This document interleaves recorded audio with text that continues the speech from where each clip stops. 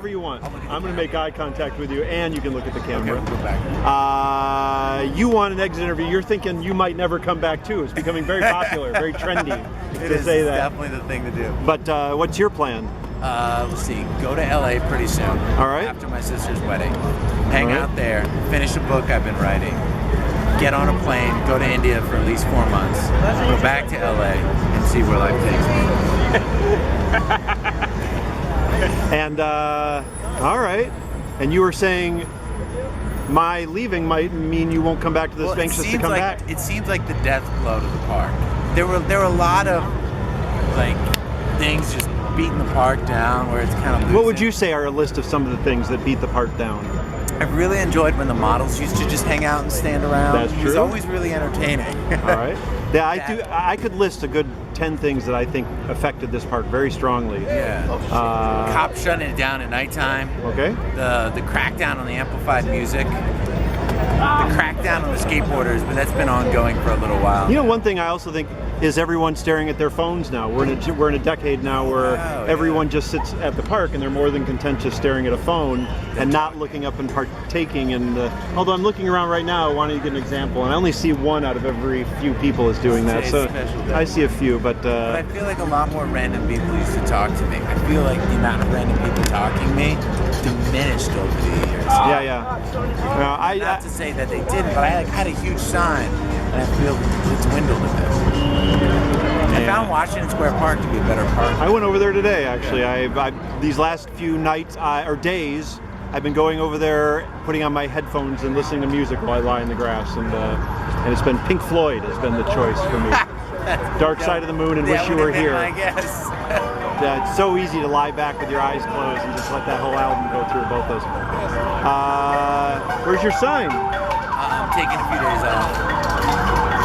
You have no plans now. You're not like me, where like I'm thinking my whole thing is going to change. Like I don't need to document Union Square. I don't need all that. I think going to India for 4 months would be a substantial shift for me. I was there for 3, and I definitely felt a lot of changes. But I think going back for 4, and I mean over the years, I think it's pretty clear I've been spending less and less time here. You know, I'm still around, but it's not like it was. No, it's just not enough happening for me here anymore. It's just more like I get in a subway, I get out, but I don't feel compelled to swing by Union Square. I don't feel like anything's really gonna generally happen. Like my biggest highlight is the farmers market at this point. Yeah, exactly. Okay. All right. And Roman's gone.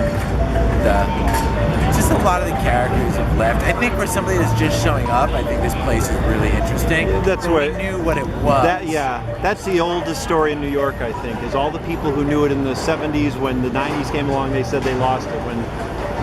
When 2000 came along, everyone from the '90s and this before said no, we lost. Now it's us who've been here since the 2000s or whatever, and we're all saying it's lost and whatever. But yeah, all right. I think ultimately that every place has a sort of time in your life for what it is that it needs to give you, and it expires for everyone at some point.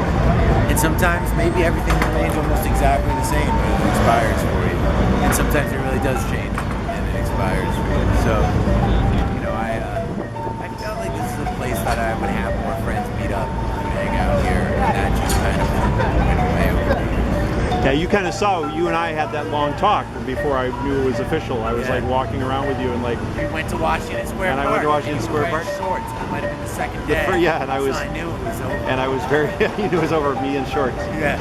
And going to Washington Square Park. That's right. That was it. I knew the writing was on the wall. I knew it was pretty much a done deal. I was a very troubled soul. Yeah, you were in wavering. Shorts. You were wavering. I was wavering. But I knew it was pretty much... That was it. And I think you'll look back on this period as you enter. I mean, obviously you're entering into the normal Bob Smith, the artist, which was always obviously the undertone of what you were doing. That's what I dream about. But that's it. That's now where you're heading, and a lot of your art will be inspired by this place and this time, and your videos and things like that, and the documentation. And who knows what some of these weirdos will end up doing and where they'll end up here and there in some sort of mostly New York associated media. But but occasionally other things I would imagine. And do you have any kind of spiritual guidance for me right now? Just keep making art. Keep making art. Enjoy where you are. And don't pine for this place, because I promise you, you're not missing anything. You'd be surprised how many people just say to me, "Oh, you'll be back. You'll be back." Everyone's and I don't feel that. I don't feel that. Yeah. I feel it's a done deal. You might come back for 3 days with your wife. And be like, I used to hang out on these steps. Right there. I keep meeting all these people, and you'll still find 3 people still here. Wendell! You'll trip out, and you'll hand them money or buy them something, and you'll show your kid that you're still cool. That's about it.